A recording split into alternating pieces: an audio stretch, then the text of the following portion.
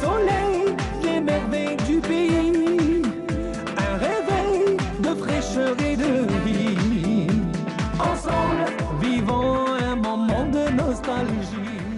Mesdames, Mesdemoiselles, Messieurs, bonjour, très bon réveil, excellente matinée en notre compagnie, bien sûr de tout le programme qu'on aura choisi pour vous ce matin. Nous sommes donc le jeudi 23 septembre, nous aurons le plaisir de parler de thématiques intéressantes. Nous continuerons à parler solidarité avec bien sûr nos invités et surtout de l'actualité qui marquera la semaine. Nous aurons à parler bien entendu avec Noura Bouzida donc de septembre aussi. C'est aussi l'occasion de parler santé, cancer du sang. C'est une nouvelle, donc un nouveau rendez-vous qui intéresse énormément donc, de personnes qui aujourd'hui s'inquiètent pour la santé. Donc Noura Bouzida, qui est donc membre chargée de communication au niveau de l'association l'AML de lutte contre le cancer. Aujourd'hui, elle nous parlera donc du cancer du sang. Ça a été donc médiatisé au mois de septembre. Ça s'appelle Septembre Orange. Nous allons en parler tout à l'heure avec elle à travers cette campagne qu'ils ont lancée au sein donc de l'association. Nous vous parlerons également de la journée internationale des langues des signes. Et oui, c'est très important pour la frange de société, de cette frange de la société qui doit s'exprimer à travers bien sûr un langage bien précis. Nous allons recevoir pour cet effet un enseignant du langage des signes. Il sera là pour nous parler de cette journée. Et puis nous parlerons, comme je vous l'ai dit, de solidarité et beaucoup d'entraide, cette fois-ci avec l'association Tariq de Tizi Ouzou. Il sera là, notre représentant, le président de cette association, pour nous parler donc de cette mobilisation. Et puis, une coach de vie sera parmi nous pour nous aider à bien appréhender cette rentrée scolaire et surtout comment accompagner les enfants à faire une bonne rentrée. Voilà. Et puis, on ira parler aussi d'artisanat, de savoir-faire bien de chez nous à l'occasion de la Journée internationale du tourisme. C'est le Salon international du tourisme, chaque 27 septembre. C'est un rendez-vous incontournable pour permettre aussi un bon nombre de tours opérateurs de jouer sur la scène donc, du tourisme. Nous allons parler également donc, de savoir-faire et d'artisanat avec Lydia Ladjouzi qui a donc qui prendra part à l'occasion de ce salon du tourisme avec le savoir-faire bien de chez nous et des artisans qui seront sur notre plateau, une artisane en particulier. Voilà, c'est tout le programme qu'on a choisi pour vous. Restez bien attentifs jusqu'à la fin, c'est-à-dire 9h30 du matin. On va commencer avec les nouvelles du ciel et en ce moment, on scrute énormément le ciel avec Amel Aribi. Elle va tout nous dire sur le temps qu'il fera aujourd'hui et durant ces 2 jours. Voilà, c'est tout de suite.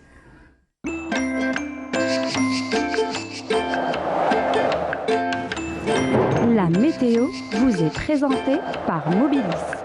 Mobilis, أينما كنتم. Amel Aribi, bonjour. Bonjour Amel. Comment ça va? Ça va, merci. C'est le fou rire. Ouais. Et en plus, il va faire chaud aujourd'hui. Hein. Et pareil, Ah oui. oui. Vous nous l'avez dit déjà hier. Vous n'avez pas dit qu'il y allait y avoir un vent terrible hier. Oui, mais quand il y a des orages, c'est ce qu'on appelle des rafales sous orage. D'accord, Voilà. Très bien. C'est vrai qu'il y a eu beaucoup d'orages hier. Oui, des orages et des vents assez forts. Oui, quelques Surtout pluies là. aussi. Donc, Oui. C'est pas de refus. Exactement. Tant Tant qu'il y en a, mieux. tant que c'est bon. Tant mieux. Alors, vous allez aussi nous parler du temps donc, de ces 2 jours, puisqu'il y a eu un bulletin assez spécial. Donc, Non, il n'y a rien de prévu pour les 2 jours. Ces 3 jours, on attendait quand même les pluies. Vous allez nous dire si vraiment il va pleuvoir ou pas? Non, il n'y aura rien du tout. On non. est déçus. Ouais. Bon. Allez, je vous laisse le Malheureusement. présenter quand même. Merci Amel. Merci. Bonjour à tous et bon réveil. Et bien pour aujourd'hui, le ciel restera passagèrement nuageux sur pratiquement l'ensemble des régions nord, avec toutefois quelques pluies prévues sur les côtes ouest, quelques pluies également sur le centre, avec des foyers orageux vers l'intérieur, des passages nuageux assez denses vers les côtes est qui peuvent engendrer quelques pluies vers la partie ouest de la zone, des pluies aussi vers l'intérieur, plus exactement les Aurès, la moitié sud. Et bien le ciel restera partiellement voilé sur le sud-ouest, la Saoura, le Nord-Sahara et les Oasis. Ailleurs, le soleil sera bel et bien présent, avec toutefois des sommets de sable, cette fois-ci, vers le Sahara central et le Sahara oriental. Les températures, durant cet après-midi, eh bien, elles vont remonter sensiblement pour atteindre les 34 degrés aujourd'hui du côté d'Alger, 33 à Tizi Ouzou, 30 degrés à Annaba, 32 Constantine, également à Al-Bayad, 27 Oran et Tlemcen, 30 degrés à Relizane. Au sud, eh bien, on relèvera 34 degrés, Tamanrasset et Janet, 37 à Biskra Béchar, 39 Gardaya, 43 degrés du côté d'Insalah, Borj Beji Mukhtar et le maximum cette fois-ci à Adrar avec 45 degrés. La mer aujourd'hui, eh bien, elle se montrera plutôt agitée sur pratiquement l'ensemble des régions côtières, avec des vents qui vont souffler entre 10 et 20 km/h sur les côtes ouest, 30 à 50 km/h sur les côtes centre de secteur est et 20 à 50 km/h sur les côtes est de secteur est à sud-est. Voilà, on termine ce bulletin avec l'éphéméride. Pour aujourd'hui, eh bien, le soleil se couchera vers 18h43 et pour plus d'informations, vous avez les sites de Météo Algérie. Passez une excellente matinée avec la suite des programmes sur Canal Algérie et à tout à l'heure midi.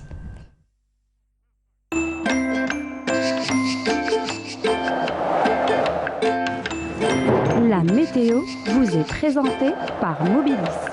Mobilis, أينما كنتم. Voilà, merci beaucoup Abel. C'est Donc le bulletin précis, bien sûr, pour ce week-end, surtout, c'est très important. Ouais. Donc prudence quand même. Ouais, on aura peut-être une belle journée, hein, vendredi, samedi, dimanche, mais rien à On va signaler. bannir les belles journées. Hein. Ouais, Attention, moi, il voudrais faut bien de vous la parlez que pluie. de pluie surtout Ouais. et de mauvais temps. On espère. Hein. Très bien. On est que le En mois de attendant, septembre, on vous hein. souhaite une bonne journée. Merci Et également. puis on vous retrouvera bien sûr à midi et Midi, 19h pour d'autres bulletins météo. Et demain, on retrouvera Amina, Inch'Allah. Voilà. Merci beaucoup. C'est moi qui Bonne merci. journée. On Également. n'oublie pas Coral Peinture, notre sponsor officiel, nous accompagne tout au long de l'émission. Et puis, bien entendu, on aura l'occasion de voir des reportages tout au long de cette émission. Tout de suite, on va commencer avec un premier reportage. On va voir comment s'est faite la rentrée scolaire pour les enfants aux besoins spécifiques, notamment au niveau de l'école d'El Achour.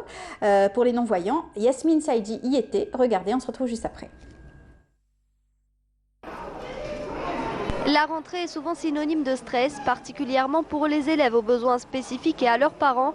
À l'école des non-voyants de Draria, les enseignants et le personnel administratif sont à pied d'œuvre pour garantir aux élèves une bonne prise en charge. La prise en charge des enfants handicapés visuels au niveau de cette école, c'est une prise en charge un peu spéciale par rapport aux autres écoles.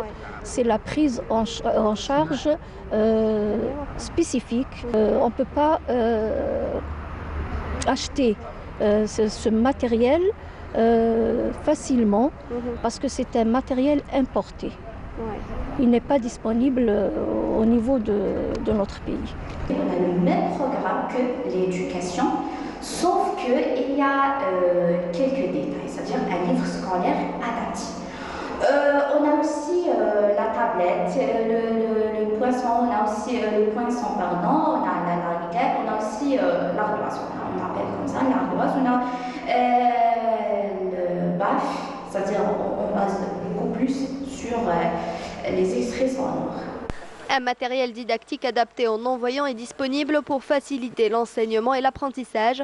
Cet établissement spécialisé dispose également d'une classe spéciale pour les jeunes enfants souffrant de troubles du comportement tels que l'autisme ou même d'instabilité psychologique. Le travail se fait individuellement, donc on essaie d'intégrer quelques-uns d'entre eux dans des classes supérieures, enfin première année, deuxième année, et on a réussi. D'accord. Alors une fois ils sont stables, ils arrivent à apprendre, ils ne dérangent pas les autres et tout. On les intègre quand même dans les autres classes. Et d'autres, voilà, on fait un travail vraiment de latéralité, de toucher, de l'autonomie surtout. Le premier objectif c'est qu'ils soient autonomes. Cet établissement s'apprête à accueillir près de 200 élèves, dont 102 pour le cycle primaire, prêts à se donner à fond tout en espérant avoir plus de moyens afin d'assurer ces services à un nombre plus élevé d'élèves aux besoins spécifiques. Voilà, et on parlera bien sûr tout de suite avec notre invité donc, de cette frange de la société, ces enfants aux besoins spécifiques qui vont devoir aussi s'atteler aussi à l'apprentissage, rejoindre les bancs d'école et aussi avoir un apprentissage aussi convenable. Alors pour nous en parler, nous avons avec nous Moustapha Guiroub. Bonjour. Bonjour. Bienvenue parmi nous. Merci. Vous êtes expert et formateur en langue des signes. En langue des signes, oui. Voilà, marhaba bik. Alors nous allons évoquer cette journée internationale du langage des signes. C'est un langage universel aujourd'hui? Non, justement, ce n'est pas un langage universel. Il existe à peu près dans le monde de 123 langues des signes au niveau mondial. D'accord. Il y a eu une tentative qui a été faite pour essayer d'uniformiser la langue des signes. Oui. Nous avons fait, bon je ne dis pas, je faisais partie de cette commission. En 1981, nous avons fait un petit dictionnaire, le gestuno. En italien, cela veut dire le geste.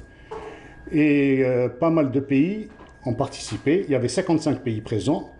L'Égypte avait rejeté ce dictionnaire parce que ce n'étaient pas des spécialistes et ce n'étaient pas des gens, ce n'étaient pas des sourds qui ont participé à l'élaboration de ce dictionnaire. Donc, il a été édité, mais il n'est pas suivi dans le monde.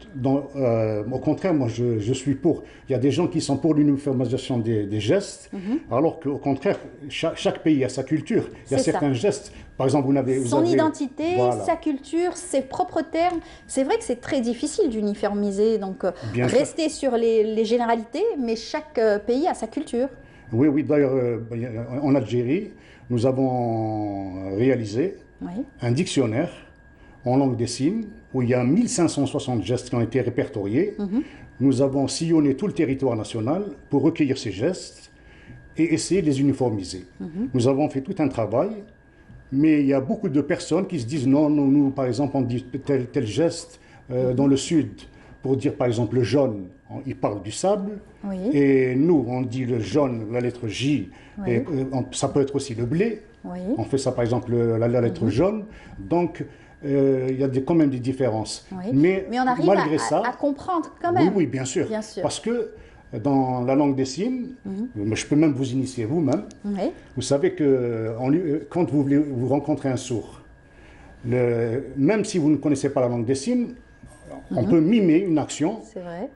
Si je vous dis par exemple comme ça veut dire le lait, traire une vache, le café, le Mexique par rapport au sombrero. Je fais ça pour l'Égypte ou alors la pyramide.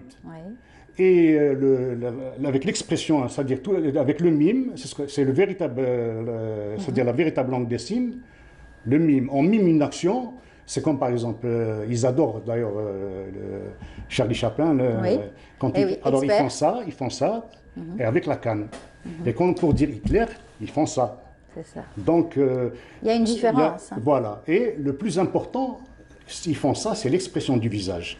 Moi, je vous vois, si je vois que vous êtes triste, je vous dis vous êtes triste. Si vous êtes contente, c'est que vous êtes contente. Donc, vous souriez. Et petit à petit, on utilise ce qu'on appelle le CVG, la communication visio-gestuelle. C'est-à-dire que pour dire l'avion, quelqu'un qui, au lieu de faire le geste normal, on fait ça pour dire l'avion. Mais le geste académique, il est réduit parce que quand vous parlez, vous ne faites pas du théâtre, vous vous agitez. Vous parlez, il y a même une manière, vous allez voir par exemple les sourds quand ils gesticulent, ils ont une certaine aisance, ils peuvent sculpter un poème pour vous dire par exemple la dissolution. Regardez, la dissolution, quelque chose qui se dissout de la fédération, c'est les anneaux, la dissolution de la fédération. Je peux dire le statut, le règlement intérieur, un programme pour les sourds et muets. J'aime apprendre la langue des signes pour communiquer avec les sourds muets. La langue des signes est facile. Et quand je dis difficile, regardez l'expression du visage. Alors n'importe qui peut s'initier à cette langue. C'est une langue comme toutes les autres langues. Bon, elle n'est pas universelle. Je vous ai dit qu'elle n'est pas universelle. En combien de temps peut-on justement pouvoir déjà communiquer en langue des signes assez facilement, hein, pas vraiment dans les généralités, etc. Oui. Approximativement, au bout de 15 jours, je peux vous former quelqu'un. D'accord. Avec beaucoup d'entraînement surtout aussi. Non, avec une certaine facilité. J'ai ma manière, parce que vous savez, on fait de l'andragogie. Quand on enseigne, je peux par exemple enseigner dehors avec des gens. On parle de la nature, on voit un arbre, ça c'est un arbre. D'accord. Ah, ça c'est un oiseau parce qu'il vole, ça c'est un chat. Mais il faut justement répéter à chaque fois ce genre de langage pour pouvoir les apprendre. Par exemple, répéter. Je répète. Je vous apprends. Je suis le professeur. Je vous apprends la langue, elle. Et ça sort de là, la langue des signes. Donc c'est très facile. Vous pouvez apprendre facilement la langue des signes. D'accord. Nous en avons combien des experts en Algérie? À peu près une vingtaine. Alors, vous avez cette lourde tâche de pouvoir aussi former d'autres enseignants qui vont à leur tour former des jeunes? J'ai formé des formateurs, j'ai formé des gendarmes, j'ai travaillé avec la gendarmerie, avec la police, j'ai travaillé dans pas mal de secteurs et dans les cas de convention avec le ministère de la Solidarité nationale, j'enseigne au niveau des centres nationaux, le centre de Berkhadem, le CIR de Tlemcen et le centre de Khmisti. Actuellement, je donne des cours à Khmisti. qui dépend de la wilaya de Tipaza. Très bien. C'est en tout cas une noble tâche aussi, surtout pour justement permettre à ces jeunes, à ces enfants de sortir de leur bulle, parce qu'ils n'arrivent pas à vraiment communiquer. Il y en a qui lisent sur les lèvres, et l'apprentissage justement du langage des signes est très important pour parfaire peut-être autre chose. La lecture sur les lèvres ou la biolecture, c'est une des techniques pour apprendre. Ça, c'est l'oralisme. On dit ça pour l'oralisme, pour parler. Il lit sur les lèvres. Par exemple, je vous dis U-S-M-A, je dis l'USMA. Il peut lire U-S-M-A. Voilà. Je dis par exemple le A, je peux l'aider en plus avec l'alphabet dactylologique. C'est très difficile. Vous savez ce que c'est que l'alphabet dactylologique? Allez-y. Quand vous voyez les sourds, généralement, et disons de petits posters, de petites cartes qui distribuent le A, la forme du A, la configuration du A, le B, le C, le D, le E, le F, le G, le H, le I, J, K, L, M, N, O, P, Q, R, S, T, U, V, W, X, Y et Z. Ça, c'est la dactylologie. C'est pas l'alphabet, c'est pas le langage gestuel. Ça, c'est l'alphabet. Et cet alphabet, on l'utilise par exemple pour un terme scientifique. Pour le langage des signes. Oui, ça, c'est l'alphabet manuel. Et la langue des signes, c'est autre chose. C'est la mimique gestuelle. Alors, la dactylologie, on appelle ça dactylologie, dactylo, ça veut dire les doigts. Et le discours. La science. Discours, voilà. Dactylologie. C'est la configuration, c'est la forme des lettres A, B, regardez le C, la configuration. Donc, on utilise ça, par exemple, pour un terme scientifique. Vous dites plutonium, par exemple. C'est très difficile de pouvoir l'expliquer. Alors, je suis obligé de leur dire P-L-U-T-O-N-I-U-M. Alors, est-ce que ça, c'est aussi universel? Pratiquement, oui. À une variante près. À une variante près, c'est l'universel. La dactylologie est universelle. Alors, vous avez cité tout à l'heure le langage labial. C'est vrai que quelques personnes l'utilisent. Mais c'est très difficile si justement ce sont des sourds profonds ou vraiment des malentendants qui n'ont jamais pu entendre aucun son. Oui. Et de pouvoir prononcer. C'est très difficile. J'ai comme l'impression, parce que j'ai déjà fait une émission avec vous, je vous avais expliqué qu'il n'y a pas de sourd quasi total. Parce qu'il y a deux types de conduction. Il y a la conduction aérienne et la conduction osseuse. Quand je parle avec vous, c'est une vibration de molécules d'air. Il y a un émetteur et un récepteur. Ça, c'est la conduction aérienne. Et la conduction osseuse, par exemple, quand je tape, c'est par des vibrations. On entend. Donc, ils entendent le bruit de l'avion, ils entendent une voiture qui passe, un truc par les vibrations. Et ils lisent sur les lèvres, la labiolecture. Et actuellement, il y a d'autres technologies. Il y a ce qu'on appelle, par exemple, le français parlé complété, le LPC, le langage parlé complété. On utilise des clés. Par exemple, pour dire le I, il se fait là. Je dis I. Ou, par exemple, faites avec votre main, l'air est froid. Faites ch, l'air est chaud. Donc, je dis par exemple, shems. Shems. Alors l'enfant, il prononce shems. Je dessine le soleil, je lui montre une photo du soleil, je lui dis ça, c'est un soleil. Voilà. Mais c'est tout un apprentissage, bien sûr à des degrés, à des niveaux. Ça commence à quel âge pour un enfant sourd, profond, par exemple? Plus l'enfant est pris en charge rapidement, précocement, par exemple à partir de 4 ans, il vaut mieux parce qu'ils ont toujours un retard. Parce que même au niveau du quotient intellectuel, on remarque qu'il y a certains adultes, et ils raisonnent comme des enfants. Parce qu'ils n'ont jamais été à l'école. Là, donc nous, plus ils sont pris en charge dans le préscolaire, parce qu'on utilise une technique, la technique de démutisation, pour démutiser l'enfant sourd. C'est vrai. Pour lui ôter le mutisme. Par la suite, on opte pour le même programme de l'éducation nationale. C'est très difficile d'ôter le mutisme, justement, chez un enfant sourd. S'il y a des techniques, la psychomotricité, le rythme corporel, la technique de démutisation, la prise en charge orthophonique, il y a tout un travail. Parce que c'est une prise en charge, comme on dit, multidisciplinaire. Il y a la participation du psychologue, de l'enseignant, de l'éducateur spécialisé, de l'orthophoniste. C'est tout un travail. Même quand il n'arrive pas à prononcer un son, on fait une réunion de synthèse, on dit pourquoi il n'arrive pas à donner tel son. Parce qu'on vous dit, gars, c'est une gutturale, elle sort de là.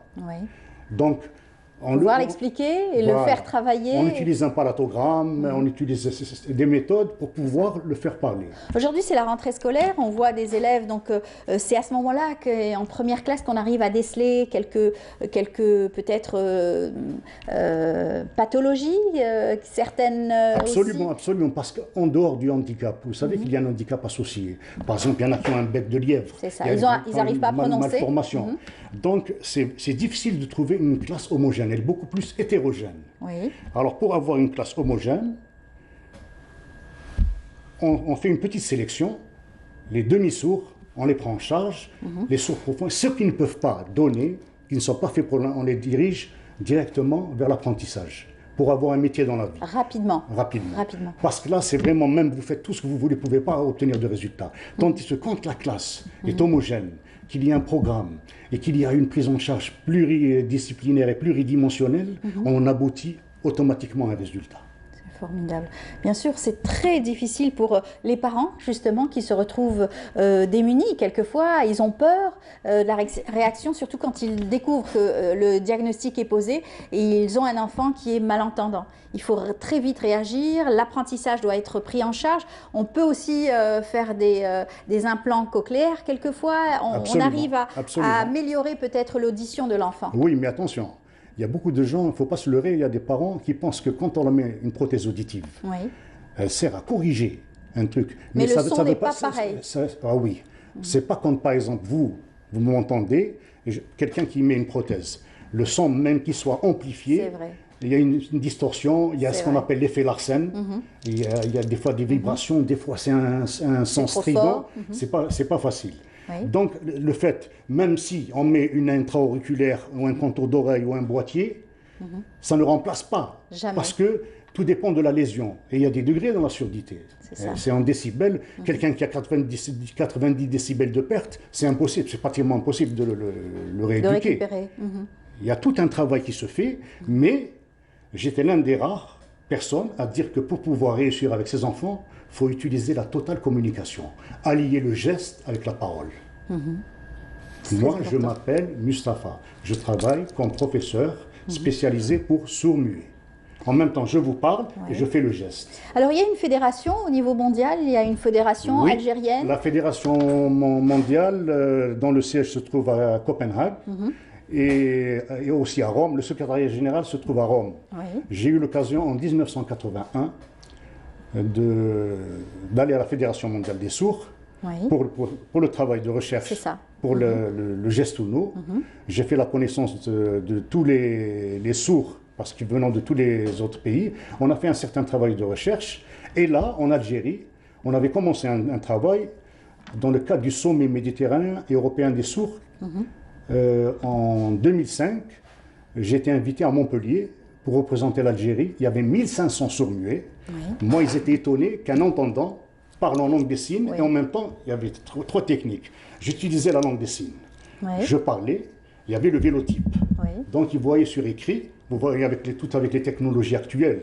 Vous avez le WhatsApp, vous avez le Facebook, l'Instagram, le YouTube. Maintenant, vous savez que les sourds, ils ne vivent pas en marge. Ils ne sont plus, ils sont plus isolés. Au contraire, heureusement. Au contraire. À quoi ça sert, ce truc, cette technologie? Non seulement ils deviennent autonomes, ils arrivent à communiquer entre eux. Je prends par exemple le WhatsApp, je parle, je mets ma caméra, je peux discuter avec un sourd. Et il y a des échanges, et même on fait des commentaires. Et bon. Le numérique est accessible à tous aujourd'hui et ça permet aussi de faire passer cette communication, même à ces personnes justement malentendantes. Bien sûr, bien sûr. Et d'ailleurs, il y a un groupe, il y a quelqu'un, un de mes élèves, M. Boudjadi Mohamed, qui fait des émissions spéciales. C'est un sourd qui les informe de tout ce qui se passe en Algérie. Voilà. Il est sur les réseaux. Voilà. C'est M. Boudjadi Mohamed, c'est quelqu'un qui donne des informations quand il y a un décès, quand il y a un truc, quand il y a une marche, tout ce qui concerne l'Algérie. Sur le plan politique, sur le plan social, sur le plan sportif. C'est vraiment une merveille. C'est un de mes élèves et c'est un footballeur. Il était gardien de l'équipe nationale des sourds. Je suis parti avec eux à Toulouse. Il faisait partie de la sélection. Donc moi, je suis impliqué à 100%. Je suis avec eux. J'ai des amis sourds. dans toutes les wilayas. J'ai créé... C'est un travail énorme, nous avons justement. créé, comme on dit, nous avons créé au niveau de chaque wilaya, nous avons créé une association.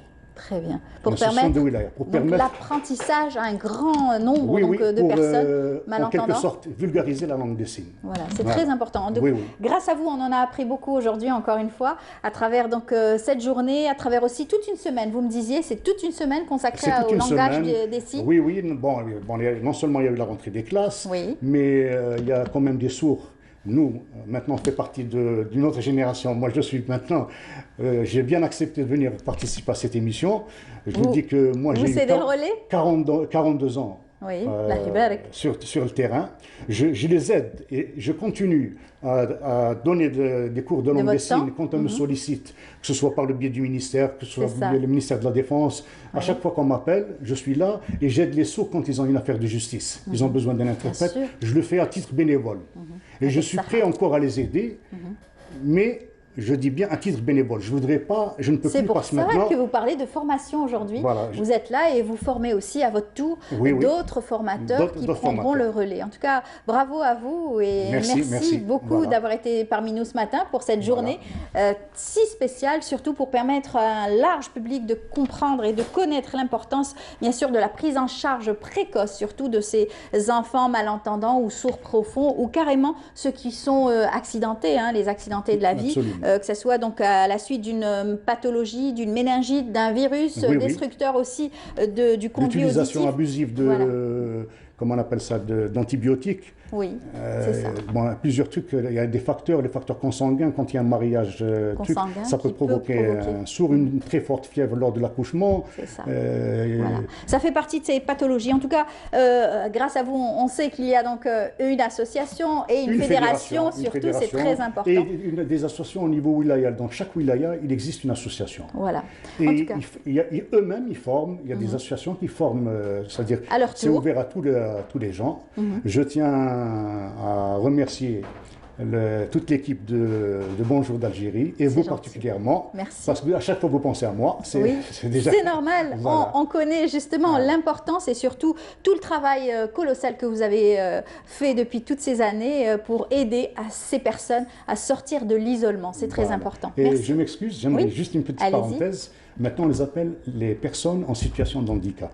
Parce qu'on dit les personnes vulnérables, les catégories particulières, les personnes démunies, les handicapés, les personnes handicapées. Mais le terme, on utilise les personnes en situation de handicap et à la place de l'intégration, c'est l'inclusion. C'est très bien. Merci pour tous ces termes. À très bientôt et bonne chance, bon courage à vous. À très bientôt. Restez avec nous. On va suivre ensemble un reportage justement de Leïla Benaïcha qui nous invite à suivre la prise en charge des personnes atteintes de cancer. On va retrouver tout de suite Nora Bouzida pour nous parler donc de cette prise en charge.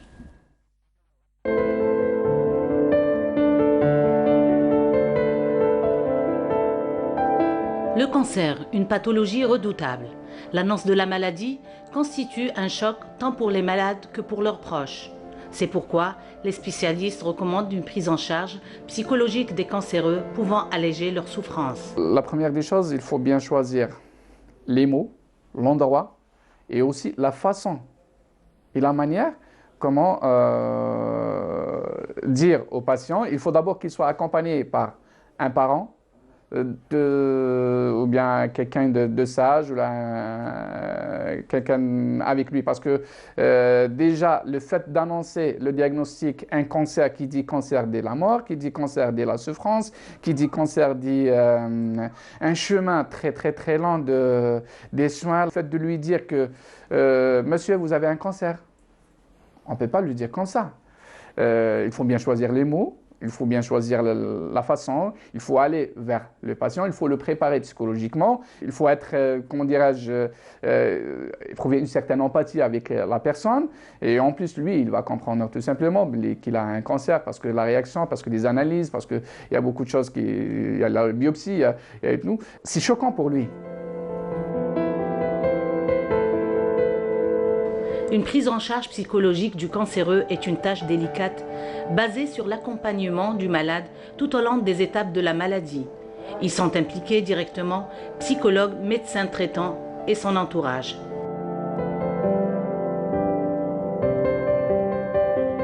notre intervention est indispensable et primordiale. Et aussi, même le médecin traitant, il peut faire ce travail. Parce que c'est lui qui est très très proche de la personne, c'est lui qui la prend en charge, il connaît la personne, il connaît son profil psychologique, il connaît sa façon de voir les choses, la perception de la maladie et tout. S'il trouve des difficultés, il fait appel à nous en tant que psy. Et on intervient. On intervient pourquoi? D'abord pour comprendre, pour aider la personne à surmonter la difficulté, à accepter sa pathologie, pour aider aussi le staff médical à faire son taf et son travail. Et aussi parce qu'il y a des moments où il y a beaucoup de gens qui nous demandent est-ce que je peux, même l'entourage, quelle sera ma réaction avec lui? Que dois-je? Est-ce que est-ce qu'on a la maladie et tout? Oui, chacun de nous peut apporter beaucoup de choses à cette personne. Le cancer ne fait aucune distinction entre femmes, hommes ou enfants. Leur prise en charge psychologique est personnalisée. Chaque patient est un cas à part. Lorsqu'on prend le cancer des seins, il y a l'image du corps, il y a la féminité de la personne, il y a la peur d'être rejeté, soit la famille, soit le mari, soit comme ça. On prépare la personne, il faut qu'on fasse un travail là-dessus, l'estime de soi aussi. Et lorsqu'on parle par exemple chez un enfant, c'est autre chose, ça diffère, ça dépend les cas, ça dépend la perception de la personne, la maladie. Ce qu'on fait, nous, en tant que psy, d'abord, il faut aider la personne à accepter sa pathologie.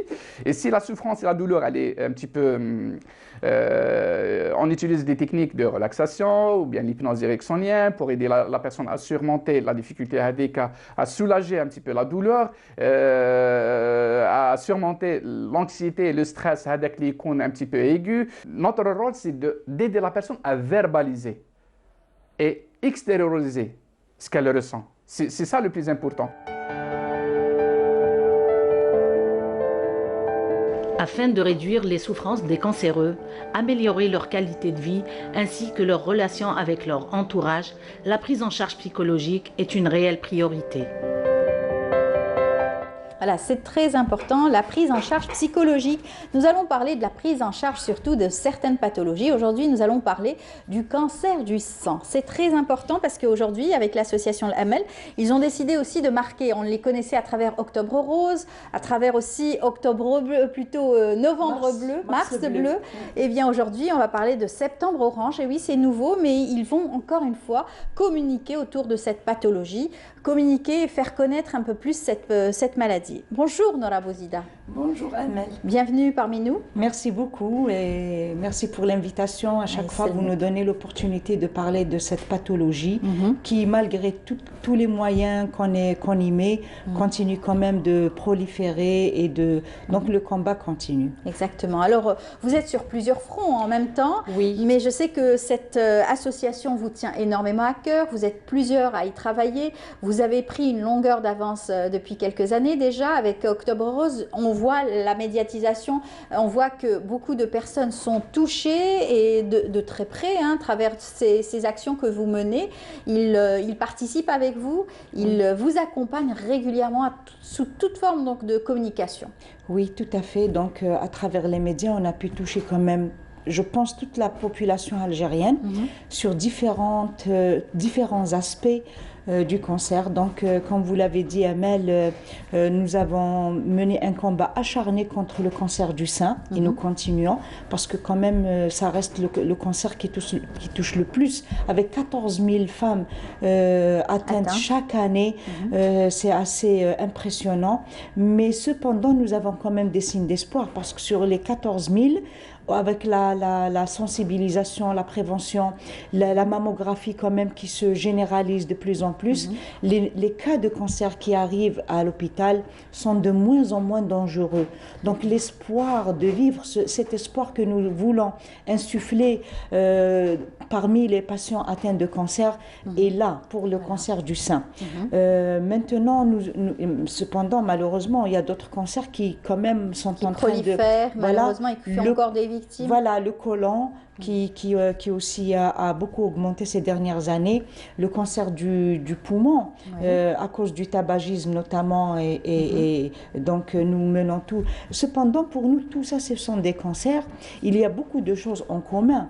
Quand on parle d'hygiène de vie, quand on parle de prévention, c'est-à-dire de bilan, de mammographie, d'écho mammaire, de s'inquiéter à la moindre petite alerte, de s'inquiéter aller parce faire que donc des bilans, justement, aller faire des comme on va le explorations. voir avec le cancer du sang, parfois il s'agit d'une simple fatigue, parfois d'un ganglion, d'une anémie, justement, qui donne cette fatigue, qui donne cette pâleur.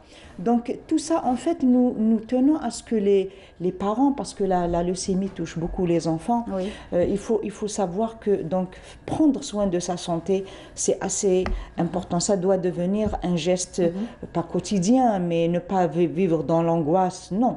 Mais faire attention, surveiller, faire des bilans une fois par an, faire une mammographie pour les femmes une fois tous les 2 ans à partir de 40 ans. Franchement, c'est quelque chose que nous voulons vraiment que ça devienne. Et pour cela, nous tentons aussi de sensibiliser, bien sûr, les autorités de santé, cela va sans dire, mais surtout maintenant, nous pensons que la médecine du travail doit prendre en charge ces examens, ces différents examens. Et justement, les entreprises ont été sensibilisées à ces différentes campagnes que vous meniez.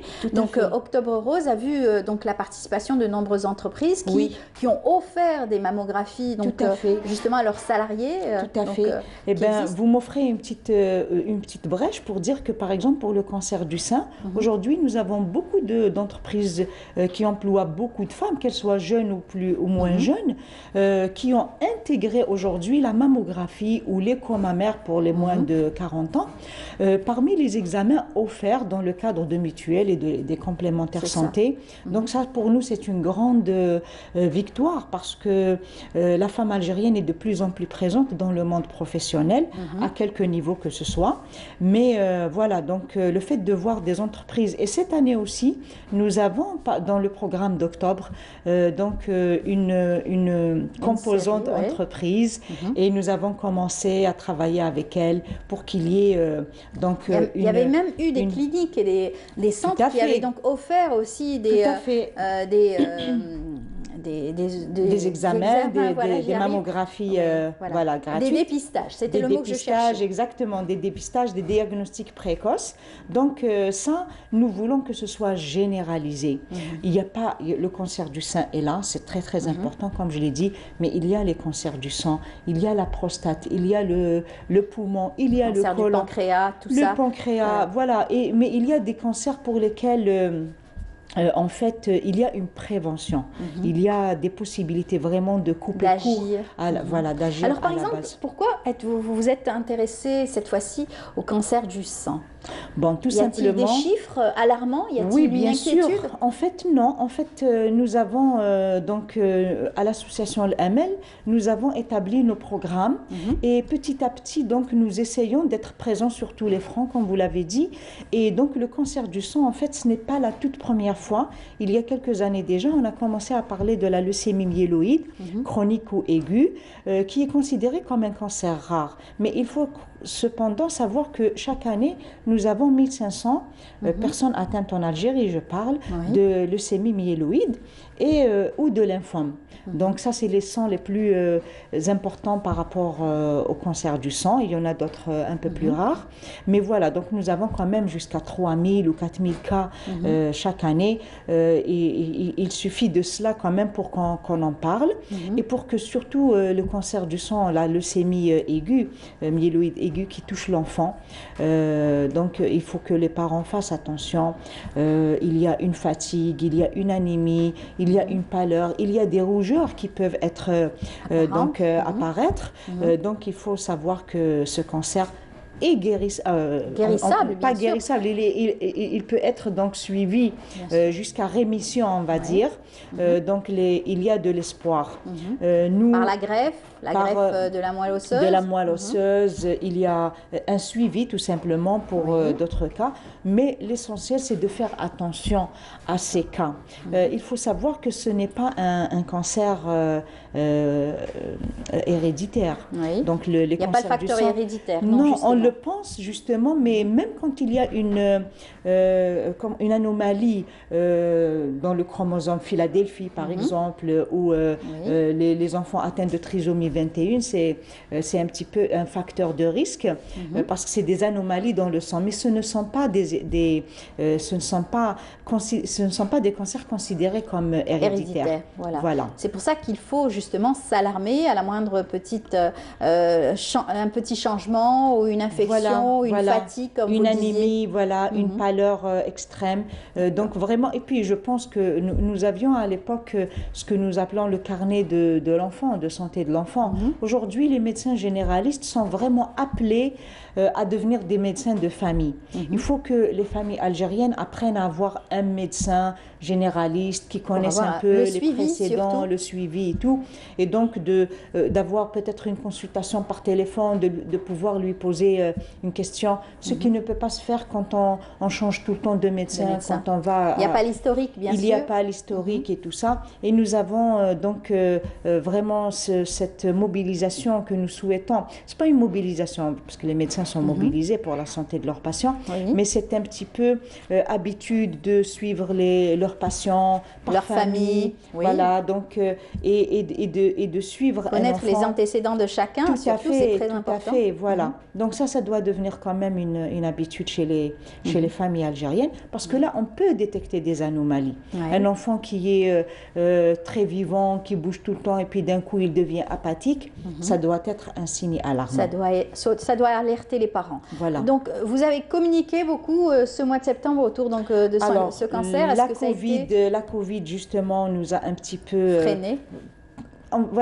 Freiné pour donc la sensibilisation en présentiel, mais nous avons les spots que nous lançons sur nos réseaux sociaux. Nous avons énormément travaillé depuis 2020 sur les campagnes en réseaux sociaux, et donc là nous faisons la même chose et nous sommes présents avec vous aujourd'hui. Mais petit à petit, ce que nous essayons de faire aujourd'hui au niveau de l'association Al-Amal, c'est aussi d'avoir une sensibilisation de proximité, d'aller un petit peu vers les médecins, d'aller vers les patients, d'aller vers vraiment de la façon la plus proche possible. Voilà. Pour toucher, pour aller vers la cible, pour sensibiliser. Pour que le patient comprenne aussi sa pathologie, sa maladie, vive avec, s'il doit vivre avec, et surtout poursuivre un traitement, une thérapie. Les traitements sont là. C'est pour ça que j'ai dit au début que vraiment il y a de l'espoir. Depuis les années 2000, donc nous avons les thérapies ciblées pour les patients adultes, donc à partir de 60 ans en général, mais les enfants surtout, parce que vraiment c'est un des cancers qui touche le plus les enfants, avec le rhinoblastome, mais vraiment c'est quelque chose qu'on peut prendre en charge et donner cet espoir aux parents pour qu'ils ne désespèrent pas, qu'ils pensent qu'ils ont perdu leur enfant dès qu'ils ont le diagnostic. Nous venons de suivre le reportage sur la prise en charge psychologique. Ça aussi, c'est un des aspects les plus importants. Et puis, une des victoires de l'association, c'est d'avoir donc pu communiquer depuis déjà quelques années. En plus, l'ouverture de cette maison aussi qui accueille les familles, c'est aussi un plus pour vous. Et pour toutes les personnes atteintes, d'avoir surtout un foyer, pouvoir aussi être reçues et pouvoir être orientées surtout, et accueillir les personnes qui viennent de loin. C'est très important. On va voir le site de votre association qui va s'afficher sur notre écran.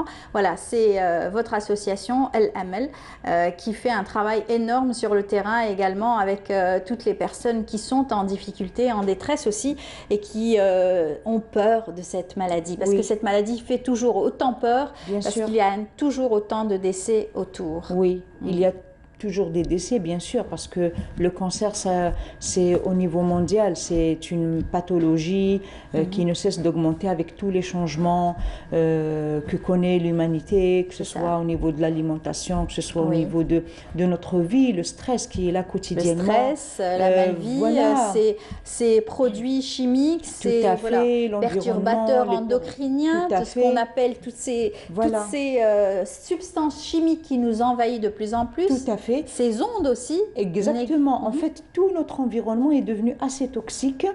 Franchement, nous, quand on vit au quotidien, par exemple, dans les embouteillages, on rate nos rendez-vous, on n'arrive pas à nos réunions. Ça, c'est un stress. Nous le vivons tous au quotidien. C'est pour ça que parmi les actions de l'association, ce salon où nous regroupons tous les professionnels de la santé, mais aussi nous avons invité tous les secteurs, les départements ministériels qui peuvent être impliqués dans la lutte contre le cancer, l'environnement, l'industrie, la jeunesse et les sports, bien sûr. Voilà, franchement, nous pensons qu'aujourd'hui, il faut qu'il y ait une prise de conscience à tous les niveaux pour que nous y allions tous de notre participation. Bien sûr. Alors, vous avez fait un travail aussi énorme au point de vue prise en charge psychologique. Il y a eu donc la prise en charge, donc là on voit la maison donc, des patients, et justement c'est aussi prise en charge donc, de ces femmes atteintes de cancer qui devaient être toujours élégantes, belles, on leur apprenait à vivre après peut-être une ablation, après donc, un cancer, après une rémission. C'est aussi important de pouvoir avoir goût à la vie. Tout à fait. En fait, c'est un appel que nous lançons à toutes les familles qui ont un patient atteint de cancer, d'être elles-mêmes très fortes, bien sûr, mais si elles ont besoin de soutien psychologique, la première personne avec qui elles parlent, c'est bien sûr leur médecin qui peut les orienter. Elles peuvent nous contacter, nous, en tant qu'association.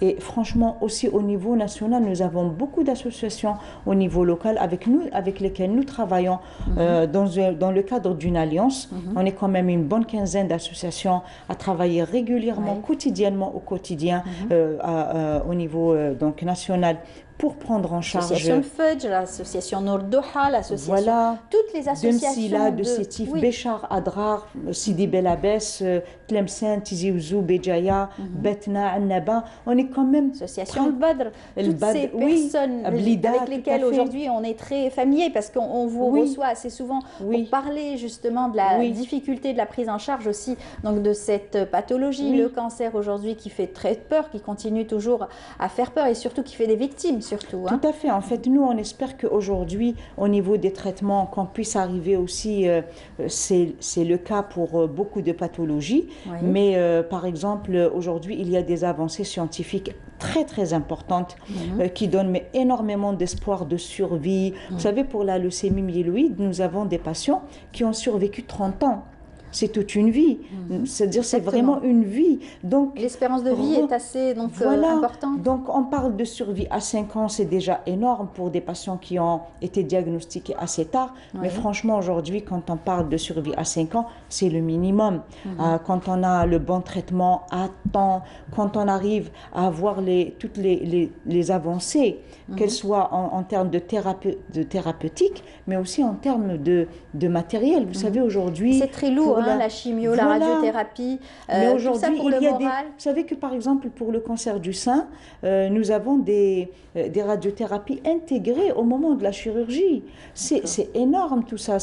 Donc nous souhaitons vraiment, ça c'est un appel que nous lançons aussi à nos autorités de santé pour que toutes ces nouvelles thérapies soient disponibles. C'est vrai que parfois le prix est assez important, mais quand on sauve une vie, il faut savoir que la prévention... On sauve toute une famille. Voilà, aussi. Là on parle d'économie, on parle de coûts et tout ça, mais franchement, d'où l'importance de la prévention, que ce soit pour tous les cancers, il y a beaucoup de prévention à faire, ça économise beaucoup. Ce qui fait qu'à l'arrivée, les patients, quand on a des patients à soigner à des prix très importants, ça redevient une minorité. Donc il faut aussi que nos autorités de santé soient là pour mettre à la disposition ce qui est un droit. Nous avons une médecine quand même qui est là, gratuite, mais bon, qui tend de plus en plus à devenir moins gratuite à cause de tous ces coûts qu'on n'arrive pas. Le système de santé algérien doit s'adapter à ce nouveau poids pour en faire un Très poids bien. moins lourd. C'est ça. Voilà. Inch'Allah. En tout cas, bravo pour tout ce que vous faites au sein de l'association L'Amel.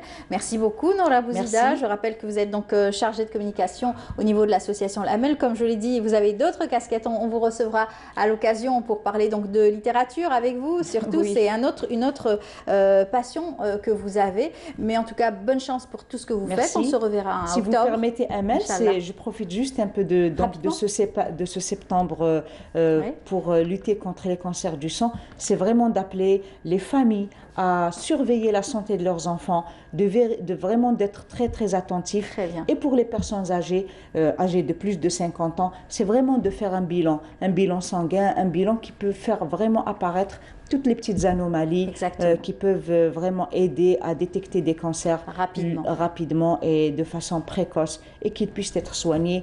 Et on souhaite une longue vie à tous les Algériens. Inch'Allah. Merci beaucoup, Noura. À très bientôt et bon courage pour Octobre Rose. On Merci se reverra. beaucoup. Eh bien, on continue notre émission. Je vous invite tout de suite à suivre ce reportage signé Laïla Benaïcha. Elle nous fait découvrir donc le trousseau scolaire. On va donc en parler. On va parler de solidarité avec notre invité. Pour contourner la bousculade et le stress durant les achats pour la rentrée scolaire, beaucoup de parents choisissent les papeteries qui misent sur la disponibilité et la variété des articles demandés, ainsi que des prestations innovantes.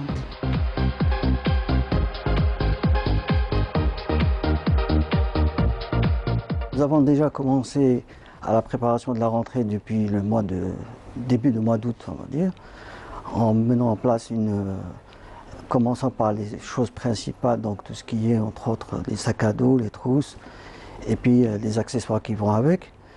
Ensuite, via la communication à travers les réseaux sociaux, ou pour attirer le plus de clients.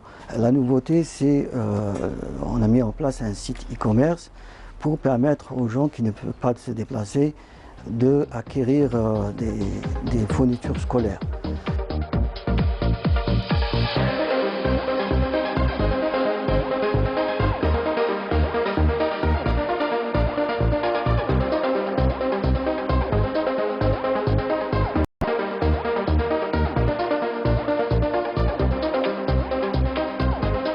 Le client, il a le choix, différentes marques, différentes bourses, différents choix en termes de, que ce soit en termes de cartable, en termes de trousses, en termes de stylos et même les cahiers. Vous avez le client, il a l'embarras du choix, pas comme avant, on va dire, à notre époque. Et vous avez à partir, on va dire, de 30 dinars jusqu'à 400 dinars le cahier. Outre les fournitures classiques, une gamme de produits d'hygiène s'impose dans le trousseau scolaire de l'élève. Vu la situation actuelle, c'est très important d'acquérir des produits d'hygiène, on va dire. Donc tout ce qui est gel hydroalcoolique, les bavettes aussi. On a des bavettes pour enfants, pour adultes, pour leur permettre d'être en toute sécurité au niveau de l'école. Donc on a même acquis des lingettes désinfectantes pour leur donner la possibilité de désinfecter les tables et leurs fournitures au niveau de l'école afin qu'ils soient en toute sécurité. Du simple crayon au sac à dos branché, les petits clients affichent une certaine exigence dans leur choix. Je suis ici pour choisir mes affaires scolaires. J'ai déjà choisi le cartable, la trousse et les stylos et l'ardoise. J'ai acheté le gel et les lingettes. Et pourquoi ça? Pour l'hygiène. J'ai acheté déjà un cartable et la plupart des fournitures, une trousse, des stylos, des crayons, des gommes. Oui, j'ai tout ce qu'il faut par rapport à l'hygiène. J'ai le gel, les lingettes, le spray hydroalcoolique et les bavettes et tout. Pour les parents, difficile de joindre l'utile à l'agréable pour son enfant quand il s'agit de débourser. Mais on finit quand même par céder devant leur choix. Voilà, et tous ces enfants ont le même choix à faire pour la rentrée scolaire et tous ont en tout cas envie d'aller retrouver leurs camarades. Eh bien, c'est ce que va nous dire justement notre invité, Salah Meradi. Bonjour. Bonjour, merci de m'avoir invité. En premier, avant de continuer, j'aimerais bien sûr présenter mes condoléances à toutes les familles qui ont perdu leur être cher durant malheureusement les incendies qui se sont produits dans notre pays, en particulier en Kabylie. Et surtout, bon rétablissement à nos malades qui sont dans les hôpitaux. Exactement. Voilà, donc je voulais vraiment commencer par là. Vous avez bien raison. Merci c'est beaucoup. vrai. On en parle souvent et c'est vrai qu'on pense énormément à toutes ces personnes qui ont eu donc qui ont eu des victimes, qui ont des malades et qui ont aussi des brûlés à soigner. En tout cas, vous êtes là parce que vous êtes aussi très touchés par ce qui vous entoure. D'ailleurs, on a pu voir tout de suite des enfants qui faisaient leur choix. Vous avez toujours dit. J'ai toujours été touchée par ces enfants inadaptés mentaux qui aussi ont la chance aussi, qui devraient avoir la même chance que ces enfants d'aller dans les centres, sur les bancs d'école, apprendre aussi également. Oui, pour moi l'idéal serait plutôt que de parler de ce qu'on appelle l'enseignement inclusif, comme ça se passe dans certains pays.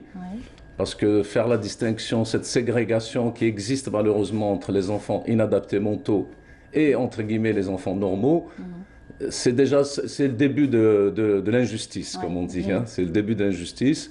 Bien sûr, puisqu'on n'a pas le choix, donc on s'est investi en tant que société civile, en tant qu'acteur de la société civile dans ce domaine.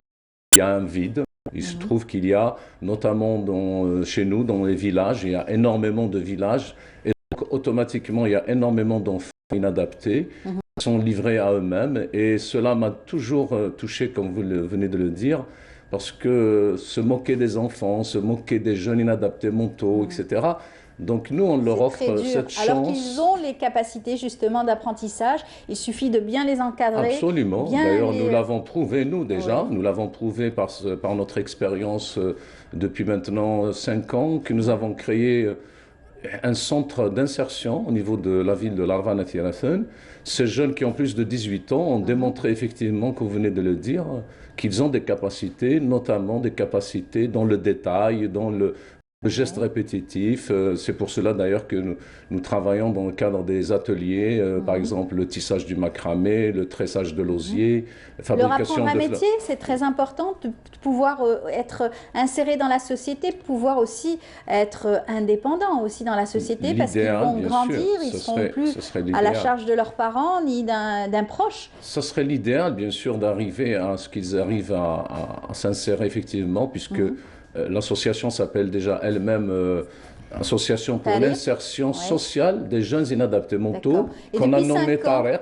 Et depuis 5 ans, vous vous battez sur le terrain pour justement faire valoir leurs droits à ces enfants, ces jeunes. Donc je l'ai toujours dit à maintes reprises, quand je parle de ces jeunes enfants ou de ces jeunes adultes inadaptés mentaux, j'ai toujours dit pourquoi cette différence, pourquoi un enfant entre guillemets normal a le droit à la cantine scolaire, le droit au transport scolaire, alors que pour les inadaptés mentaux, on est obligé de se battre pour qu'ils aient ces droits. Alors que ces jeunes demandent juste à être pareils, à être encadrés, à être voilà, avoir ce qu'on appelle en termes clairs une citoyenneté à part entière. Exactement. Et c'est pour ça que je disais tout à l'heure, vous êtes aussi dans cet élan de solidarité. Élan de solidarité parce que vous avez voulu justement depuis ces 5 ans mettre tout en œuvre pour aider ces personnes, les encadrer et surtout leur permettre d'acquérir un apprentissage. Absolument. Donc depuis maintenant 5 ans, nous attelons à ce que ces enfants apprennent dans le cadre de ce qu'on appelle des ateliers de formation. Nous avons même pu signer une convention avec la formation professionnelle pour c'est-à-dire valider ce que nous faisons. Et donc nous arrivons quand même à faire ce qu'on appelle dans l'apprentissage et même à sortir, c'est-à-dire avec des métiers comme la fabrication des fleurs artificielles, comme dans la blanchisserie. On a aussi un atelier de jardinage. Bien sûr, malheureusement, nous sommes dans un environnement, disons, social et économique qui n'aide pas beaucoup parce que ce sont des régions retirées par rapport aux grandes villes. Sinon, effectivement, l'insertion des jeunes inadaptés mentaux, comme ça se fait un peu dans le monde, aujourd'hui, notamment dans le domaine de la sous-traitance, où nous pouvons faire de la sous-traitance, par exemple, en termes, par exemple, de l'emballage, de récupération. Malheureusement, ça ne se fait pas encore. Nous espérons aller de l'avant et voilà, arriver à faire ces choses-là. Comment est-ce que vous avez réussi à mener mener justement à bien votre mission avec des formateurs, des encadreurs, des médecins aussi qui prennent en charge ces enfants qui sont devenus aussi adolescents et par la suite même grands. Le début a été difficile, mais avec le temps, avec la persévérance, on a pu quand même...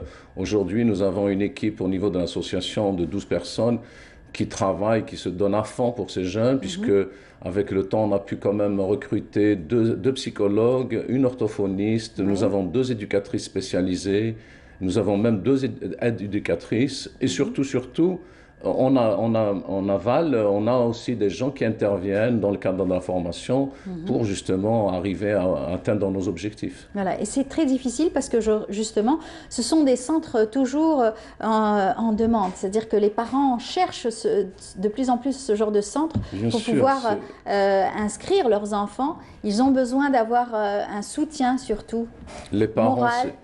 C'est tout à fait normal que les parents, leur premier souci, comme tout parent, c'est le bien-être de leur enfant. Et le bien-être de l'enfant, il passe effectivement par une prise en charge adéquate, une prise en charge correcte. Donc, ils cherchent d'abord au niveau des centres qui sont... Parce qu'il ne faut pas oublier qu'il y a des centres étatiques dans le cadre de la prise en charge des enfants, qu'on appelle des centres psychopédagogiques. Nous, notre expérience s'inscrit dans l'insertion des jeunes qui ont plus de 18 ans et automatiquement, les parents, donc à partir de là, ils cherchent effectivement un endroit où l'enfant va s'épanouir. Parce que l'objectif premier d'abord, c'est ce qu'on appelle l'insertion sociale. L'insertion sociale passe automatiquement par ce que l'adulte qui a 18 ans puisse se permettre de se déplacer tout seul, de prendre le transport, etc. Et là, c'est le logo de l'association. Et bien sûr, arriver ensuite, dans un deuxième temps, à ce que cet enfant s'insère dans la vie professionnelle. C'est très difficile parce que vous le disiez tout à l'heure, les parents, c'est vrai qu'ils sont soucieux de trouver un centre où accompagner leur enfant, mais il faut aussi accepter cette pathologie, c'est une maladie mentale. Aujourd'hui, la maladie mentale est peut-être un peu plus connue à travers le monde et à travers les sociétés, mais reste encore dans certains foyers assez tabou. Quelquefois, cache les enfants qui ont des pathologies. Le drame, comme vous venez de le dire, effectivement, c'est cette histoire de tabou, parce que dans notre société, les gens, d'abord sur le plan psychologique, c'est ce qu'on appelle le déni. Ça, c'est le centre Tariq, sous la neige. On espère que cette année aussi, il y aura de la neige. Donc, les parents, effectivement, dans un premier temps, il y a le déni. Je discute souvent avec des parents qui c'est-à-dire, s'occupent de leur enfant dans ce cadre-là très tard, parce qu'ils ne veulent pas accepter. Après, quand ils commencent à comprendre, cet enfant, il a une difficulté, il a des problèmes, après, ils courent, ils cherchent, etc. Aujourd'hui, je pense depuis une dizaine d'années, ils ne veulent pas accepter, que leur enfant soit différent. Même si vous leur parlez, même si aujourd'hui les choses se sont un petit peu améliorées quand même, parce que par exemple au niveau de la wilaya de Tizi Ouzou, si je peux parler que de Tizi Ouzou, il y a par exemple au niveau de l'hôpital Fanan Hanafi qui était destiné exclusivement au départ ce qu'on appelle à la psychiatrie. Aujourd'hui, il y a un bloc spécial qui s'occupe de la pédopsychiatrie, c'est-à-dire qu'il y a des consultations qui sont destinées aux parents et qui sont destinées aussi aux enfants pour voir justement à quel degré, parce que le phénomène de l'autisme par exemple, qui n'est toujours pas, évidemment il faut séparer les choses, il n'est pas considéré comme un handicap mental. Mais l'autisme est en train de faire des ravages dans notre société et les gens n'acceptent pas. Et dans le monde souvent. entier. Et dans le monde entier. Bien sûr, dans le monde entier. Absolument. Voilà. C'est donc en tout cas un énorme travail que vous faites avec l'ensemble de votre équipe, bien sûr, les membres de l'association. En tout cas, bon courage pour ce que vous faites. Merci beaucoup. Aujourd'hui, c'est une façon aussi de faire connaître votre association, la médiatiser aussi. Oui, la médiatiser peut-être pas volontairement, parce qu'on se retrouve sous les feux de la rampe. Parce qu'il y a d'abord ce phénomène d'handicap mental qui s'aggrave dans notre société. Et aussi par rapport, en ce moment, nous sommes engagés en tant que petite association dans le travail de solidarité envers les sinistrés, parce que j'ai commencé par parler des décès, j'ai parlé aussi des blessés qui sont toujours au niveau des hôpitaux. Et donc, on ne peut pas rester les bras croisés. C'est vrai. Et surtout faire un appel à ce qu'il y ait plus de spécialités dans ce domaine-là, dans la maladie mentale, pour pouvoir prendre en charge, que ce soit dans le paramédical, prendre en charge aussi ces enfants. C'est très important. Oui, bien sûr. Mais là aussi, on est confronté en ce moment avec le choc que beaucoup d'enfants ont subi lors des incendies parce qu'ils ont vu leur maison brûler, ils ont vu leurs parents mourir, etc. Nous avons organisé des caravanes de médico-psychologiques, nous avons essayé d'apporter un soutien à toutes ces familles, que ce soit sur le plan matériel ou sur le plan psychologique. Et bien sûr, aujourd'hui, la difficulté, surtout, c'est voilà, revivre, c'est un peu délicat. Exactement. Parce que même si le matériel est là, même si l'aide est là, le soutien est là, mais c'est pas facile d'oublier quand même qu'il y a eu autant de morts, qu'il y ait un paysage complètement voilà, déformé, complètement dévasté. Donc on voit ici des photos d'images insoutenables. Surtout lorsqu'on voit ces jeunes qui ont participé pour éteindre les feux et aujourd'hui qui se retrouvent dans les lits d'hôpitaux, c'est un peu délicat. Voilà. En tout cas, bon courage à vous. Merci d'avoir été notre invité ce matin. Merci beaucoup. Et surtout de faire connaître un peu plus tous ces efforts qui sont consentis au sein de votre association qui s'appelle Tariq du côté de Tizi Ouzou. Merci beaucoup pour votre invitation. À très bientôt. Merci beaucoup. Eh bien, on va continuer notre programme. On continue cette fois-ci avec la prise en charge aussi les mesures sanitaires au sein des salles de sport. On se retrouve juste après. Les adhérents à la piscine municipale de Sidi Mohamed à Alger sont dorénavant tenus de présenter leur carnet de vaccination pour accéder au bassin, où une série de mesures sanitaires ont été prises. Parmi les mesures sanitaires qui ont été prises, l'obligation de la présentation du carnet de vaccination, le port du masque, la réduction du nombre des adhérents ainsi que la stérilisation des bassins après chaque séance de natation. Les mesures sanitaires ne concernent pas que les adhérents, mais tous les utilisateurs de ces espaces sportifs, à savoir les parents et accompagnateurs des enfants qui viennent ici. Ces mesures sanitaires ont été saluées par tous les sportifs d'élite. Ce sont de bonnes décisions. Comme ça, on pourra préparer nos compétitions internationales. C'est une bonne chose. On espère que ces salles restent longtemps ouvertes. C'est très bien. C'est avec ces mesures sanitaires que les responsables de la piscine municipale espèrent protéger ses adhérents et garder ainsi ces espaces de sport et de natation ouverts à tous leurs utilisateurs.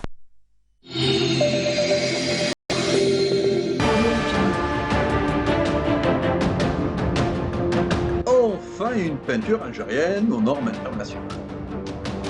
Tous vos besoins en peinture intérieure, peinture métal, préparation de support ou peinture extérieure, choisissez Coral Peinture. Coral Peinture, c'est les maths à faire.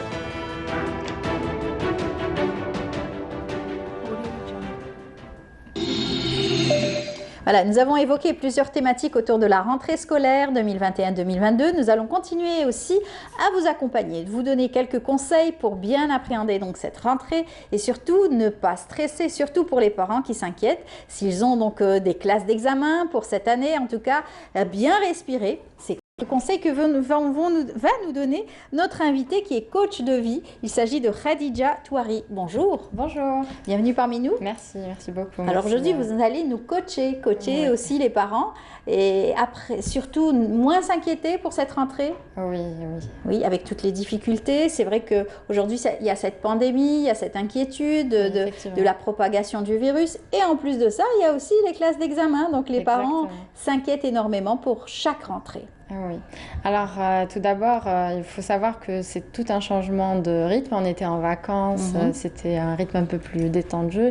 Et là, on reprend les choses un peu plus sérieusement. Pour cela, fois, que ce soit parents ou enfants, c'est un rythme qui change au sein de la petite famille.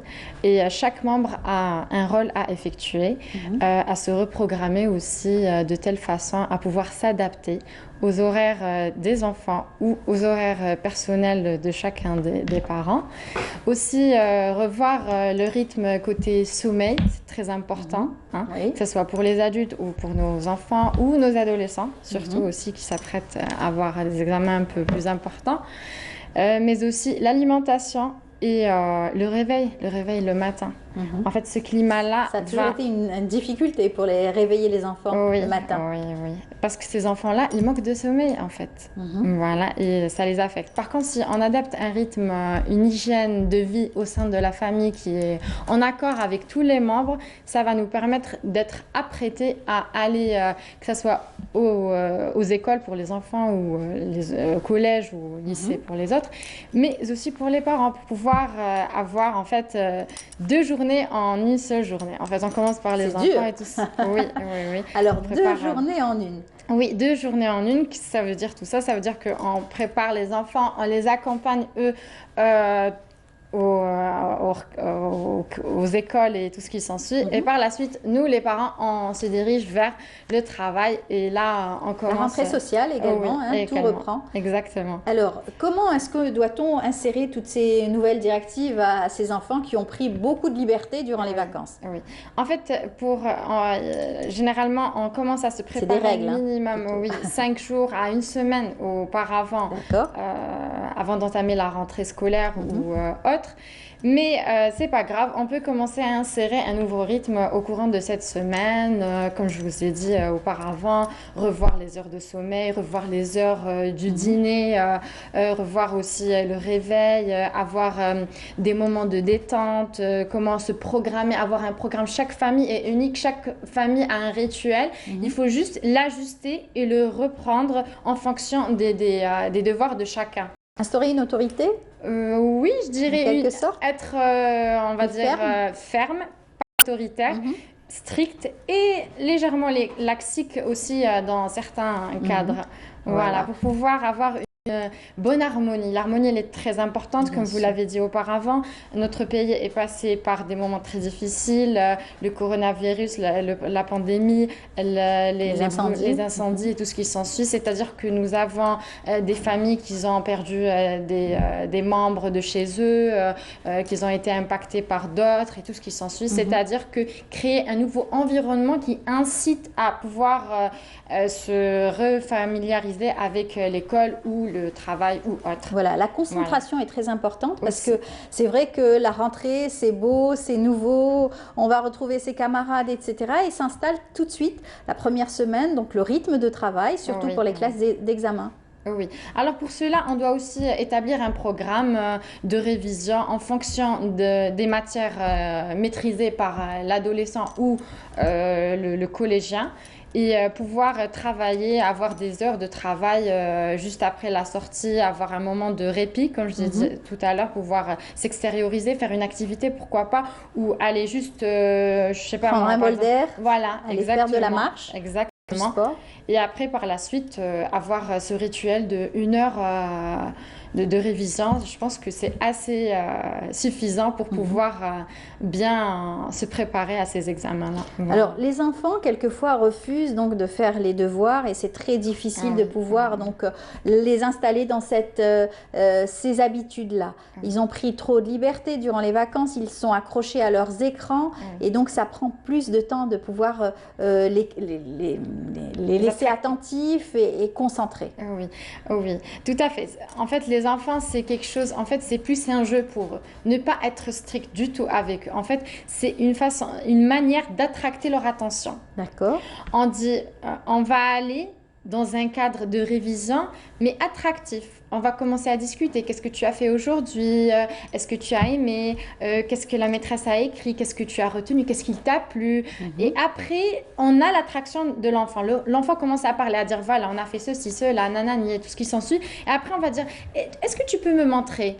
Et là, il commence à prendre le stylo ou bien le feutre. Chaque maman, elle s'accorde selon les capacités, la concentration de son enfant. Il y a une qui va prendre un tableau, elle va essayer de lui laisser faire, lui, le maître, reproduire ce qu'il a vu la maîtresse, comment elle s'est prise et tout. Il y a ceux qui ils sont coopérants, ils veulent être assis sur la chaise et voilà, le cadre strict. Il y a ceux qui préfèrent être assis au salon et chacune doit s'adapter selon les capacités et le retour de son enfant. On ne peut pas en fait avoir un conseil généralisé pour tout le monde parce que chacun est différent. On peut pas. C'est à la maman de trouver la méthodologie qui convient à son enfant. Alors en général, quand les enfants vont à l'école, dans les classes, c'est strict, c'est beaucoup de peut-être de rigueur, il faut pas trop parler, etc.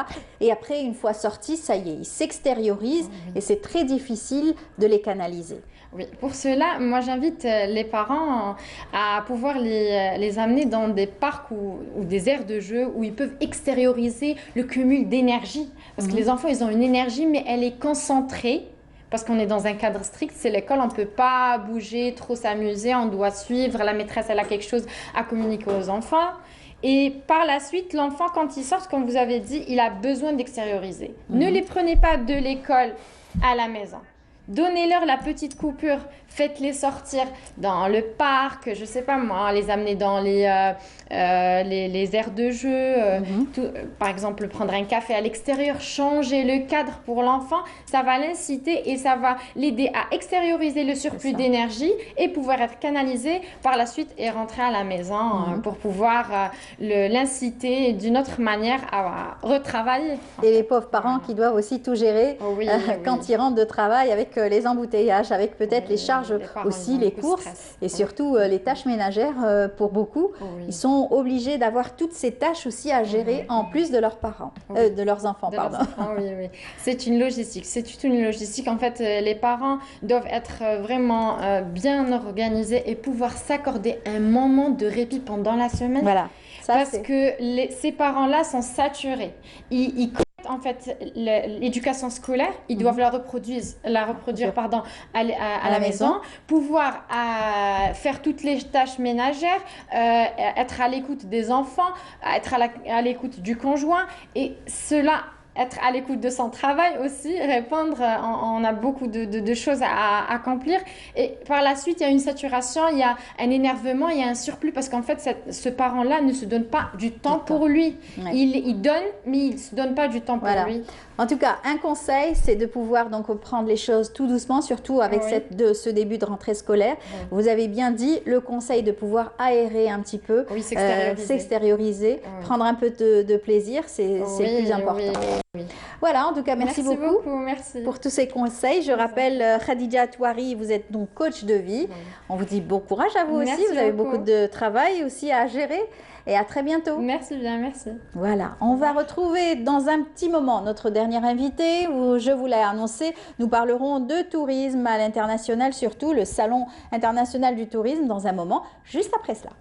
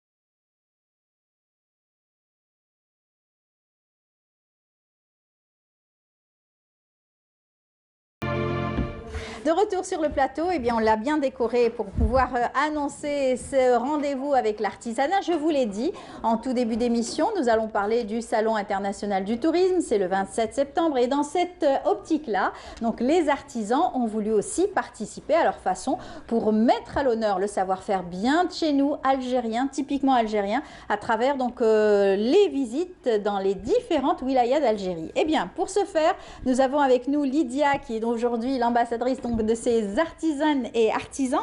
Lydia Ladjouzi, bonjour. Bonjour, bonjour. J'espère que tout le monde va bien. Très bien, très bien. Toujours avec beaucoup de nouvelles choses à nous présenter. On essaye. Vous sillonnez toute l'Algérie pour essayer donc de découvrir et des créateurs, d'artisans.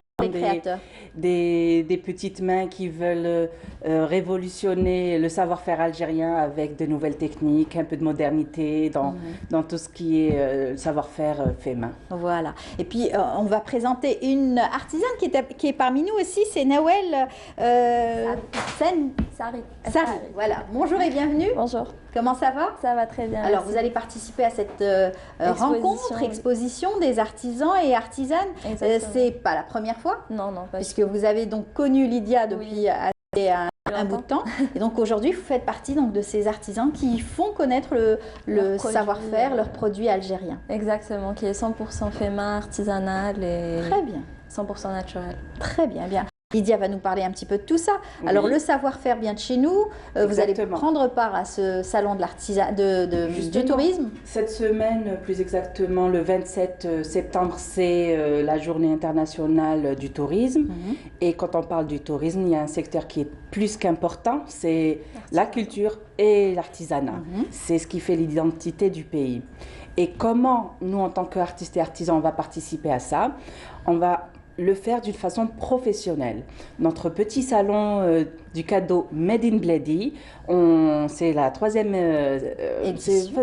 édition maintenant, malgré que les 2 années, ça aurait été la 5e édition, voilà, on ne les compte pas. Oui. C'est la 3e édition et pour présenter des cadeaux pour les professionnels, par exemple, cadeaux d'entreprise pour fin d'année, tout ça. Donc nous invitons tous les professionnels, boîtes de com, démarcheurs, acheteurs d'entreprise, de venir. Ça commence ce dimanche, le 26 septembre, de 11h à 18h, jusqu'à l'autre samedi, le 2 octobre, au niveau de l'hôtel qui est à côté du jardin d'essai, pour ne pas le nommer. Vous allez voir une catégorie de créateurs qui vont vous présenter des produits finis, du Mentou du Bledi, des idées cadeaux vraiment uniques et même, c'est-à-dire tous ceux qui veulent venir, voilà, design, présentable, original, prix compétitif. C'est vrai qu'aujourd'hui, on est en train de voir l'affiche, une très belle affiche. On voit donc expliquer donc la durée bien sûr de ce salon et surtout comprendre l'importance de faire connaître le patrimoine algérien à travers donc son artisanat, à travers son savoir-faire et toutes ces mains qui sont aujourd'hui des mains brillantes qui font un travail excellent de finition surtout. Alors on est en train de voir quelques images. Donc là c'est de la mosaïque sur du bois d'olivier, c'est des petits contenants qui peuvent être offerts. Vraiment, tous ceux qui vont participer à cet événement vont mettre en avant cet esprit-là de cadeau professionnel. Très bien. Puis le public peut passer. Oui, ça c'est l'écharde, donc avec du bois algérien, un travail algérien. C'est pas du Made in China ou un autre pays. Là c'est donc notre amie, c'est Nawel. Voilà, et donc elle va présenter toute une gamme de produits. Pas juste ce paquet. Voilà. Donc il y aura plein de surprises. Il y aura plein de surprises. Donc confiserie, de la maroquinerie, des bijoux, des cas, de la peinture, de la céramique. Ce sera très diversifié, riche, joli, accessible. Donc que ce soit des professionnels ou même des amateurs, ils peuvent venir se faire plaisir. Ça fait tellement longtemps qu'il n'y a pas eu de rendez-vous. Voilà, de rendez-vous intéressant. Donc c'est l'idéal, c'est pendant une semaine. Donc tout le monde a largement le temps de venir. L'accès est ouvert, bien sûr, dans le respect des gestes barrières. On est en train de voir d'autres produits. Cuivre, oui, ça c'est l'art du cuivre. Hafed Belabès qui fait du cuivre repoussé modernisé. Donc c'est des idées de cadeaux plus que sympas. Plus que sympa, ça c'est le Sirocco du Nord avec la revisite du Hembel. Donc il y a toute une gamme de produits. On en a Voilà. Un exemple là, sur ce lampadaire. Ouais. Donc, au lieu que le tapis reste de côté, il est réutilisé en objet art déco. Donc, c'est-à-dire, même si la maison est super moderne ou très traditionnelle, elle trouvera sa place, cette lampe, ou toute la gamme de produits qu'on va trouver sur place. Très bien, très bien. Et puis, bien entendu, c'est aussi l'occasion de visiter son pays à travers différents objets et différents styles d'artisanat qui nous viennent de partout, donc de toutes les wilayas d'Algérie. Exactement. Là, pour cet événement, non seulement il va y avoir des personnes Alger Centre, mais aussi des artisans qui vont venir de plusieurs wilayas. Et ceux qui n'ont pas pu, ils peuvent pas être au rendez-vous, on va quand même, ils ont envoyé leur création et on va les représenter avec leurs cartes, on va leur faire leur propre promotion. Et ceux qui sont intéressés, on les mettra en contact direct avec eux. C'est ça le tourisme d'ailleurs, c'est quand on va dans une ville, on veut toujours s'approprier peut-être un souvenir et pouvoir le ramener avec soi et représenter, bien sûr, qui représentera la région. Maintenant, on peut être fier l'identité de chaque région. Avant, on ne savait pas quoi offrir, quoi emmener, qu'est-ce qui peut représenter notre pays. Là, on a le choix. Oui, très bien.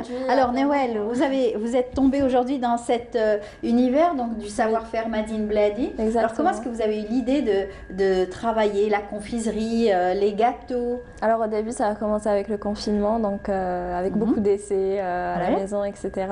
Et puis j'ai eu ma première exposition à l'Opéra d'Alger et j'ai remarqué que le produit qui s'est tout de suite vendu, c'était spirale au sésame, c'est du sésame qui est grillé et caramélisé. Très bien. Donc ensuite, j'ai eu tout de suite l'idée de le commercialiser. Aujourd'hui, on a plus de 200 points de vente. C'est très bien. Oui.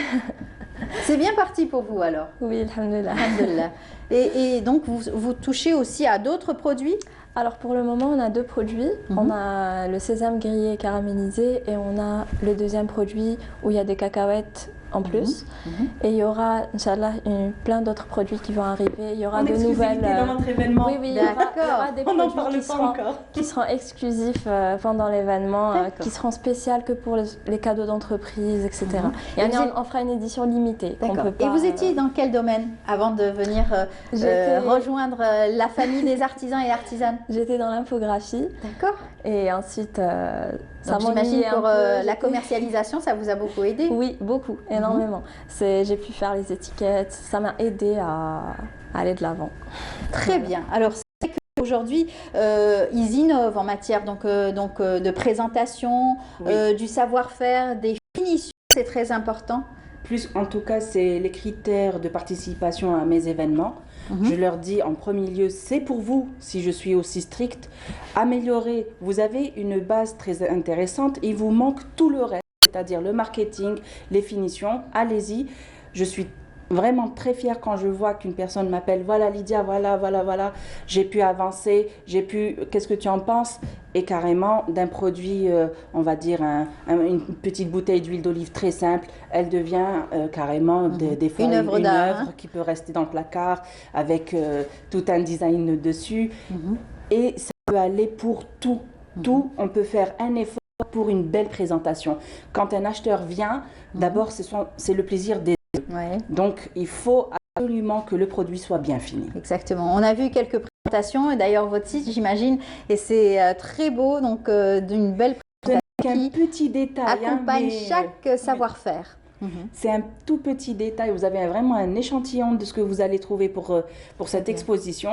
Donc, marhaba bikoum, plus d'une vingtaine d'artisans vous présenteront le meilleur d'eux-mêmes. Voilà, très bien. En tout cas, bravo à vous. Et puis, bravo à tous ces artisans qui vont exposer. Peut-être, on va donner la date du 26 au 2 octobre. Un dernier mot? Oui, j'aimerais encourager tous les artisans à aller de l'avant. Parfois, on n'est pas beaucoup soutenu par sa famille, etc. Lydia est là pour nous encourager. Vous avez le challenge de pouvoir faire les choses de vous-même. Exactement. C'est très bien. C'est grâce à cette exposition qu'on peut sortir de l'ombre, on peut montrer un peu ce qu'on fait et voilà. Et vous allez continuer à innover dans ce domaine-là. En tout cas, bonne journée à vous et puis merci d'avoir été notre invité ce matin. Et puis rendez-vous pris le 2, le jusqu'au 2 octobre. Merci. On peut trouver les détails sur ma page Lydia Ladjouzi ou l'éclat de verre. Vous avez les informations.